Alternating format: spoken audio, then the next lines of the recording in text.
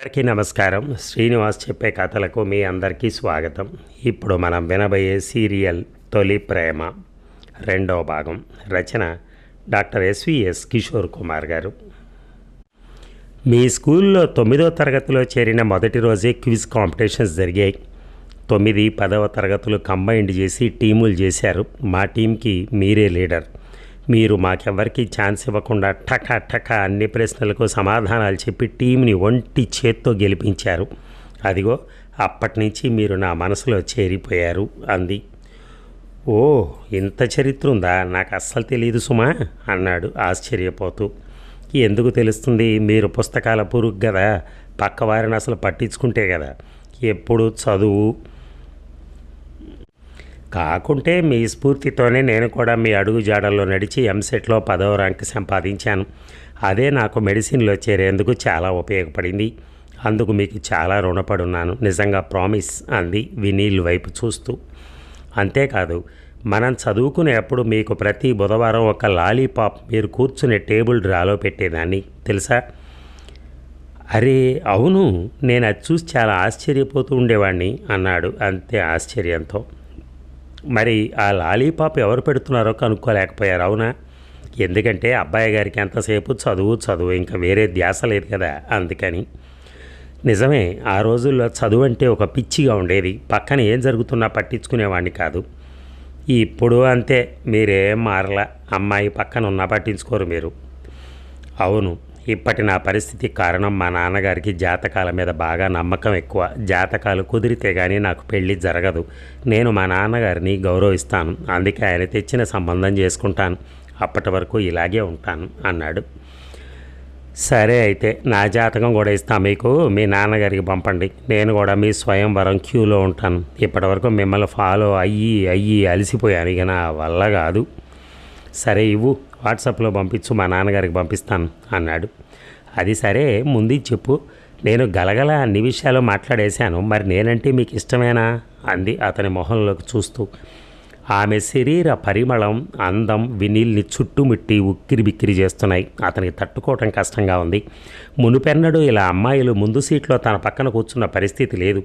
ఇప్పుడు విజిత తన పక్కనే కూర్చుని వసపెట్టలాగా కబుర్లు చెప్తూ కవ్విస్తూ, తనంటే ఇష్టపడుతూ, తన మొహంలోకి ఆరాధనగా చూస్తూ, తనే లోకమని భావిస్తూ అల్లరి చేస్తూ ఉంటే మనసు దూది పింజిలా ఊయలలు ఊగుతోంది. కానీ ఒకవైపు నాన్నే కనిపిస్తున్నాడు. మనసు నాన్న వైపే మొగ్గుతోంది. విజిత అడిగిన ప్రశ్నకు సమాధానమిస్తూ నువ్వంటే ఇష్టం కాదు అని ఆగాడు వినీల్. ఓ అయితే ఓకేలే అంది విజిత బాధపడుతూ. ప్రాణం అన్నాడు. నీలాంటి అమ్మాయిని ఇష్టపడని వాడు భూ ప్రపంచంలో ఎవరుంటారు చెప్పు, కానీ నేను మా నాన్నని నొప్పించలేను అన్నాడు. అది నువ్వు గ్రహించాలి. కొంచెం జీరగా ఉంది అతని స్వరం. ఇట్స్ ఓకే వినీల్, రాసి పెట్టుంటే జరుగుతుంది, లీవ్ ఇట్ టు ఫేట్. మన చేతుల్లో ఏదీ లేదు కదా అంది చిరు మందహాసం చేస్తూ. ముమ్మాటికి నిజమే అన్నాడు. మరి మీ అభిప్రాయానికి మీ ఇంట్లో ఒప్పుకుంటారా అని అనుమానంగా అడిగాడు. ఈ చదువుల బిడ్డను ధనికుల బిడ్డ చేసుకుంటుందా? వినీల్ మాటల్లో మొహంలో సందేహం గోచరించింది. నేను మా అమ్మ నాన్నలకి ఒకతే సంతానం. మా నాన్నగారు కూడా మా అమ్మను ప్రేమించి పెళ్లి చేసుకున్నారు. మా అమ్మ బ్రాహ్మిన్స్, వారికి ప్రేమ విలువ తెలుసు. నా మాట బహుశా కాదనరు అంది విజిత. ఇద్దరి నడుమ కొంచెం నిశ్శబ్దం. ఇంతలో ఇల్లు రానే వచ్చింది. విజి నివాస్ ముందు కారాపాడు. ఆమె కారు దిగుతుంటే ఆ తీయటి పరిమళం అతన్ని చుట్టుముట్టి ఉక్కిరి చేసింది. డోరు వేయిపోతూ గుడ్ నైట్ అంది ప్రేమగా. ఆమె వైపు చూస్తూ గుడ్ నైట్ అన్నాడు. ఇంటి డోరు తీసి లోపలికెళ్తూ ఎప్పుడూ బాల్కనీలో అడుగుపెట్టని వినీల్ జస్ట్ బాల్కనీలోకి వెళ్ళాడు. పక్కింటి వైపు చూశాడు. లోపలికి వెళ్ళబోతూ విజిత చూసిన చూపులకి అతని చూపులు చిక్కడ్డాయి. అవి కాసేపు చిక్కు రాక అలాగే ఉండిపోయి మెల్లగా విడిపడ్డాయి. విజిత మందహాసానికి అతని మనసులో ఒక్కసారిగా ప్రేమ తరంగాలు ఉవ్వెత్తున లేచి ఆకాశాన్ని అంటాయి. అమ్మో అనుకుంటూ లోపలికెళ్ళాడు. తనలో తను నవ్వుకుంటూ విజిత ఇంట్లోకి దారి తీసింది. అవును, విజిత తన జాతకం డీటెయిల్స్ ఇస్తాను అంది. మరి తనకు నా ఫోన్ నెంబర్ తెలియదుగా ఎలా ఇస్తుంది అని ఆశ్చర్యపోతున్న సమయంలో ఫోన్లో మెసేజ్ టింగ్ మంది. వాట్సాప్లో కొత్త నెంబర్ ఓపెన్ చేస్తే హాయ్, నేను విజయాని. నా జాతకం అటాచ్ చేస్తున్నాను, మీ నాన్నగారికి పంపండి, బాయ్ అని ఉంది. డీపీలో తన ఫోటో ఏమీ లేదు, బ్లాంక్గా ఉంది. ఓహో, అయితే నా నెంబర్ తన దగ్గర ఉందన్నమాట. నాపై డ్రోన్ కెమెరా సెట్ చేసినట్టుంది తాను అని నవ్వుకున్నాడు. రాత్రి ఫ్రూట్స్ తిని పడుకోవటం వినీల్కి అలవాటు. అవి తినటం పూర్తయ్యాక విజిత జాతకం తండ్రికి వాట్సాప్లో ఫార్వర్డ్ చేసి నిద్రకు ఉపక్రమించాడు. ప్రొద్దున్నే ఆఫీసర్స్ క్లబ్లో టెన్నిస్ ఆడుతూ ఉంటాడు వినీల్. అది అతని దైనందిక చర్యలో మొదటి భాగం. 5 గంటలకు లేచి ఫ్రెష్ అప్ అయి బయటకు వచ్చాడు, కారు తీసి బయలుదేరదామని. ఎందుకో అనుమానం వచ్చి పక్కింటి వైపు చూశాడు. గుమ్మం సిట్అవుట్లో విజిత నిల్చునుంది, నవ్వుతూ చేయి ఊపింది. ప్రతిగా వినీల్ కూడా చేయి ఊపాడు. అంటే తన కదలికలు నిశ్చితంగా గమనిస్తోందన్నమాట. ఎందుకో తమ జాతకాలు కుదిరితే బాగుండు అనిపించింది వినీల్కి. నాన్నగారు ఏమంటారో అనుకుని టెన్నిస్ క్లబ్కి బయలుదేరాడు. టెన్నిస్ ఆడటం పూర్తయి జ్యూస్ తాగేటప్పుడు బాస్ నుంచి ఫోన్. విజీ ఇండస్ట్రీస్కి కొత్త సాఫ్ట్వేర్ కోసం ఆ కంపెనీ ఓనర్ తమ కంపెనీకి విజిట్ చేస్తున్నాడు. అతనితో లంచ్ మీటింగ్ ఏర్పాటు చేస్తున్నట్టుగా ఆ ప్రాజెక్ట్ వినీల్ హెడ్ చేసేటట్టుగా చెప్పాడు. అది చాలా పెద్ద ప్రాజెక్ట్ అని, మోస్ట్ ప్రెస్టీజియస్ అని నొక్కి వక్కాణించాడు. ఓకే అన్నాడు వినీల్. అప్పుడు గుర్తొచ్చింది, బిజీ ఇండస్ట్రీస్ అంటే విజిత వాళ్ళది కదా అని. ఓహో, విజిత ఫాదర్ వస్తారు, ఫార్మల్ మీట్కి అనుకున్నాడు. కారు పోర్టికోలో పార్క్ చేసి మళ్ళీ పక్కకు చూశాడు. కాఫీ తాగుతూ విజిత చిరుమందహాస దర్శనం. పక్కనే పెద్ద గోల్డెన్ రిట్రీవర్ కుక్క తిరుగుతోంది విజిత చుట్టూ. చేతిలో కాఫీ కప్పు చూపించింది. కావాలా అన్నట్టు చిలిపిగా. అని అడ్డంగా తల ఊపాడు. లోపలికి వెళ్తున్నట్టుగా చెయ్యి ఊపాడు. ప్రతిగా తాను చెయ్యి ఊపింది. ఇక ఆ రోజు చాలా బిజీగా ఉంది వినీల్కి. ఒకవైపు ప్రస్తుతం తన చేతిలో ఉన్న ప్రాజెక్ట్ సబ్మిట్ చేయాలి, ఇంకోవైపు విజీ ఇండస్ట్రీస్ కొత్త ప్రాజెక్ట్ స్టడీ చేసి వారికి డెమో ఇవ్వాలి. తదుపరి వారితో లంచ్ మీటింగ్. రోజు 10 గంటలకి బయలుదేరేవాడు ఆ రోజు కాస్త తొందరగా బయలుదేరాలని రెడీ అవుతున్నాడు. ఇంతలో కాలింగ్ బెల్ మోత. పని మనిషి వచ్చి వెళ్ళింది కూడా. ఇప్పుడు ఎవరై ఉంటారబ్బా అంటూ తలుపు తీశాడు. ఒక అందమైన బుట్టలో 3 బాక్సులతో ఒక వ్యక్తి నిల్చునున్నాడు. ఎవరు అని అడిగాడు ఆ కొత్త వ్యక్తిని. పక్కింటి విజితమ్మ పంపారు సార్, మీకు ఇవ్వమన్నారు అని చేతిలో పెట్టి వెళ్ళాడు. టిఫిన్ క్యాంటీన్లో చేద్దామనుకున్నవాడల్లా ఇక తప్పేటట్లేదని టేబుల్పై ఆ బాక్సులు ఓపెన్ చేశాడు. ఫస్ట్ బాక్స్లో లాలీపాప్ కనిపించింది. అది చూసి నవ్వుకున్నాడు. చదువుకునే రోజులు గుర్తుకొచ్చాయి. దానితో పాటు బెస్ట్ విషెస్ అని అందమైన దస్తూరితో ఓ చిన్న కలర్ స్లిప్ చుట్టి ఉంది. ఇంకో బాక్సులో గుమగుమలాడుతూ వేడివేడిగా సేమియా పాయసం, ఇంకో బాక్సులో నేతి పెసరట్టు. కమ్మని ఇంటి వంటల రుచులతో టిఫిన్ కార్యక్రమం ముగించి చకచకా మెట్లు దిగాడు. ఇప్పుడు తప్పనిసరిగా పక్కింటి వైపు చూడాల్సి వస్తోంది. మామూలే. ఓ అందమైన ఫ్లవర్స్ గుత్తి పట్టుకుని చేతులు ముందుకు చాపి ఆల్ ద బెస్ట్ అని చిరునవ్వుతో పలకరించింది విజిత. బదులుగా థ్యాంక్ యూ అంటూ చెయ్యి ఊపి కారులో బయలుదేరాడు ఆఫీస్కి. ఆఫీసులో ఎంటర్ అవుతూనే ఒక 10 అడుగుల ఫ్లెక్సీ దర్శనమిచ్చింది. అందులో తన నిలువెత్తు photo. Congrats to best employee award mister Neel అని రాసింది. కంపెనీలో అందరూ అతన్ని నీల్ అని పిలుస్తారు. అందరూ చుట్టుముట్టారు, బెస్ట్ విషెస్ చెప్తున్నారు. అందరికీ వినీల్ ప్రతి అభివాదం చేస్తున్నాడు. కొందరు బొకేలు, మరికొందరు అందమైన ఫ్లవర్స్ పట్టుకుని వరుసగా నిల్చునున్నారు. వినీల్ అందరికీ ప్రియమైన వాడు కావడంతో అందరి మొహాల్లో ఆనందం వెల్లివిరుస్తోంది. బాస్ కూడా ఎదురొచ్చి ఆత్మీయ ఆలింగనం చేసుకున్నాడు. హార్టీ కంగ్రాట్స్ వినీల్, ఇది వరుసగా 4వసారి అవార్డు నీకు రావటం నీ ప్రతిభకు నిదర్శనమని సంతోషించాడు. కేక్ కటింగ్ మధ్యాహ్నం పెట్టుకుందామన్నాడు. ఎస్ మృణాల్, ఇప్పుడు కోడింగ్ అప్లోడ్ చేయాలి. మధ్యాహ్నం ఆ కొత్త ప్రాజెక్ట్కి ప్రిపేర్ చేయించాలంటూ తన క్యాబిన్ వైపు నడిచాడు. వర్క్ హాలిక్, పనంటే ప్రాణం పెడతాడు. ఇలాంటి ఒక్కడుంటే చాలు ప్రతి కంపెనీకి అని మనసులో అనుకున్నాడు మృణాల్.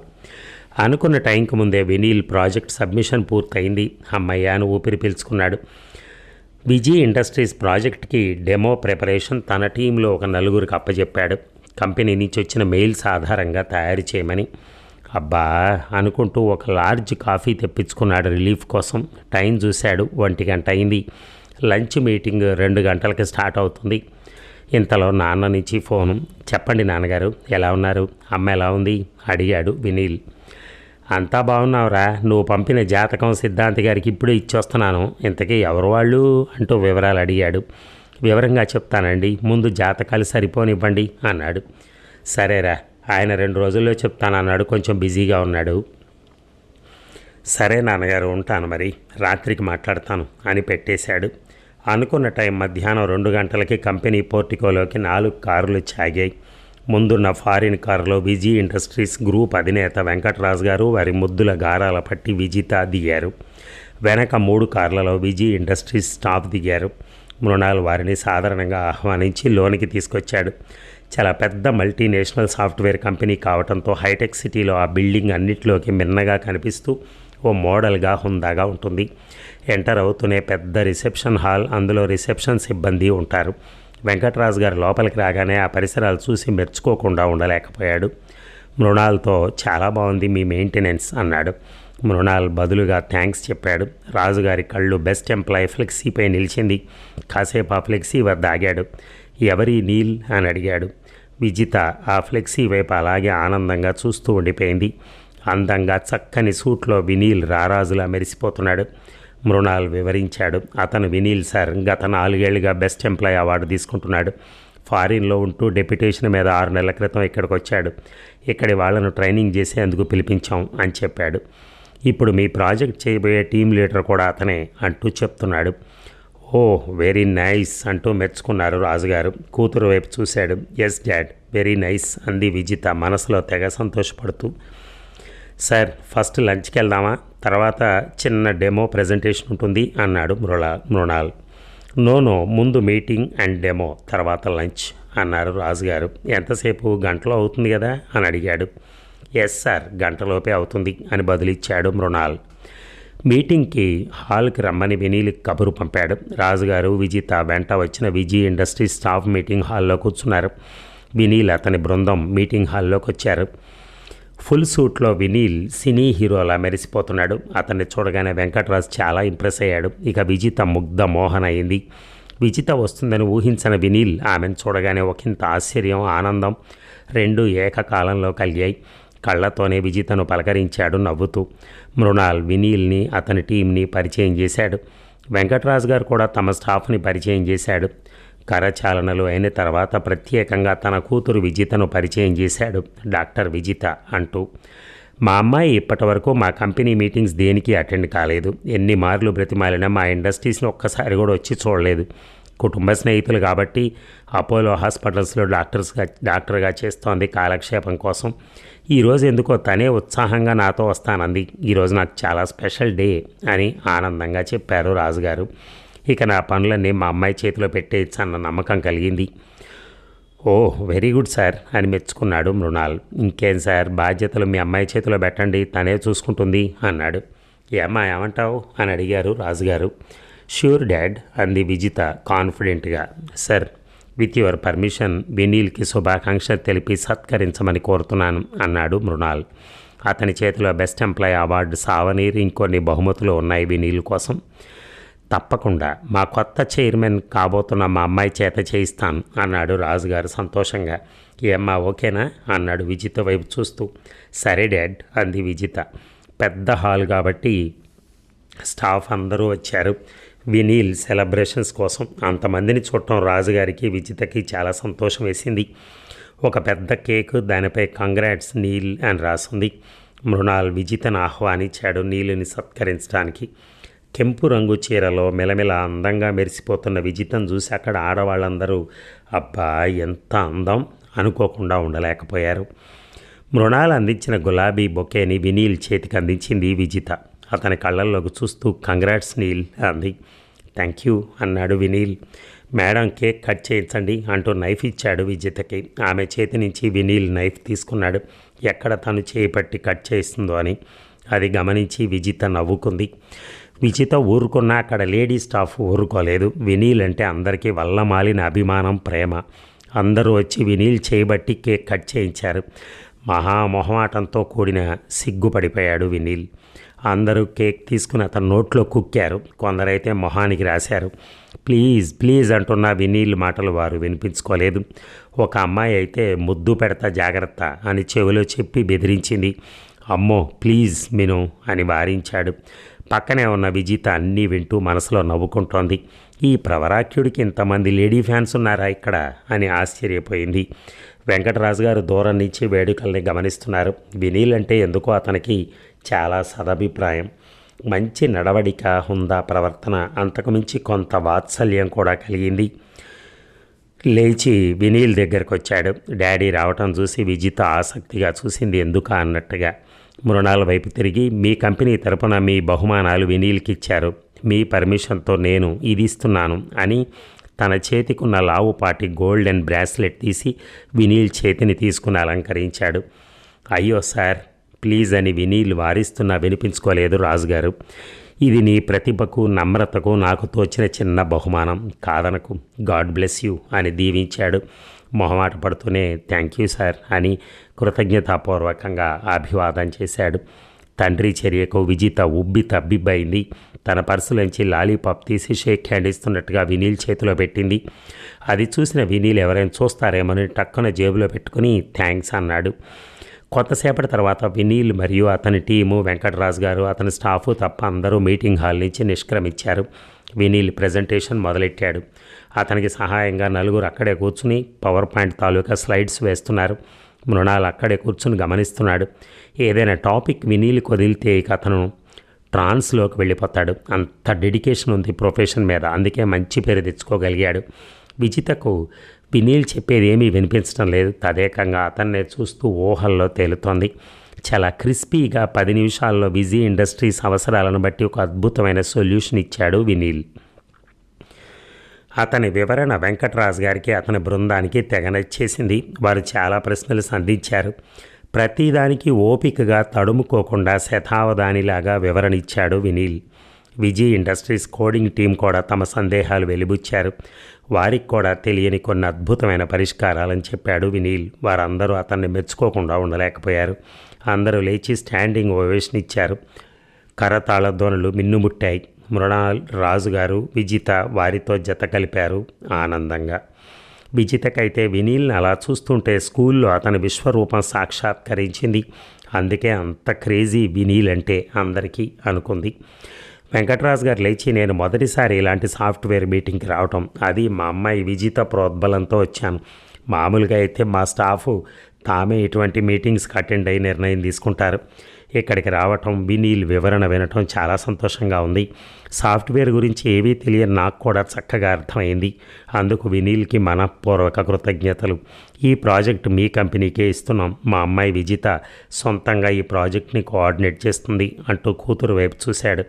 ప్రతిగా విజిత సంతోషంతో ఎస్ డాడ్ అంది ఉత్సాహంగా. మీటింగ్ పూర్తవడంతో అందరూ లేచి లంచ్ హాల్కి చేరారు. చాలా పెద్ద హాల్ అది. రౌండ్ టేబుల్స్, వాటి చుట్టూ చైర్స్ వేసున్నాయి.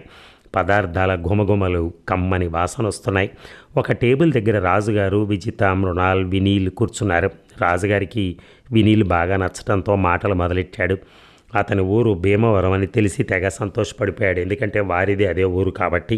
అక్కడ రాజుగారికి 100 ఎకరాల మాగాణి భూమి ఉంది. రాజుగారు ఒక టర్మ్ రాజ్యసభ ఎంపీగా కూడా చేశారు. లెక్క పెడితే రాజుగారి ఆస్తి 1000 కోట్లు దాటింది. అందులోనూ అంతటికీ వారసురాలు విజిత ఒక్కతే, ఇంకెవరూ లేరు. అవన్నీ వింటుంటే వినీల్ కంగారు మొదలైంది. ఎవరైనా తనకు తగ్గ అమ్మాయిని చూసుకుంటే మేలేమో అన్న మీమాంసలో పడ్డాడు. అయినా తనేమీ విజిత్తో ప్రేమలో పడలేదుగా. విజిత తృప్తి కోసం తండ్రికి జాతకం పంపాడు. అది కుదరాలి. కుదిరినా రాజుగారు, నాన్నగారు ఒప్పుకోవాలి. అప్పటికి కానీ కథ సుఖాంతం కాదు. అందులోనూ ఈ ప్రేమలు అవి తన మనసుకి ఏమాత్రం సరిపోవు. అందులోనూ తనేమీ అంత అదృష్టవంతుడు కాదు విజితతో తన వివాహం జరిగేందుకు. ఏవో అద్భుతాలు జరిగితే తప్ప అది సాధ్యం కాని పని. ఇప్పుడున్న జీవితంలో తనెంతో హ్యాపీగా ఉన్నాడు. ఏ అలవాటు లేని తనకి భగవంతుడిచ్చిన ఒకే ఒక వరం సాఫ్ట్వేర్ కోడింగ్. అదే తన జీవితానికి మధురమైన వ్యసనం. అలా ఆలోచనల్లో మునిగి ఉన్న వినీల్ రాజుగారి మాటలతో ఈ లోకంలోకి వచ్చాడు. విజిత కూడా ఏంటి అలా ఉన్నావు అని కళ్ళతోటి పలకరించింది. ఏమీ లేదు అంటూ కళ్ళతోనే సమాధానం చెప్పాడు. విజిత, వినీల్ కన్నులతో మాట్లాడుకోవటం రాజుగారు గమనించారు. ఎక్కడుంటున్నావు వినీల్ అడిగారు రాజుగారు. బంజారా హిల్స్ రోడ్ నెంబర్ 12లో సార్. మేము అదే రోడ్లో ఉంటాం. నువ్వెక్కడుండేది? వీర్రాజు గారి ఇంట్లో సార్. మరి ఈ భాగం ముగిద్దామా? పక్కపక్కనే ఉన్నారు ఇద్దరు ఇళ్లల్లో, కానీ ఆయన చూడలేదనుకుంటా ఎప్పుడు.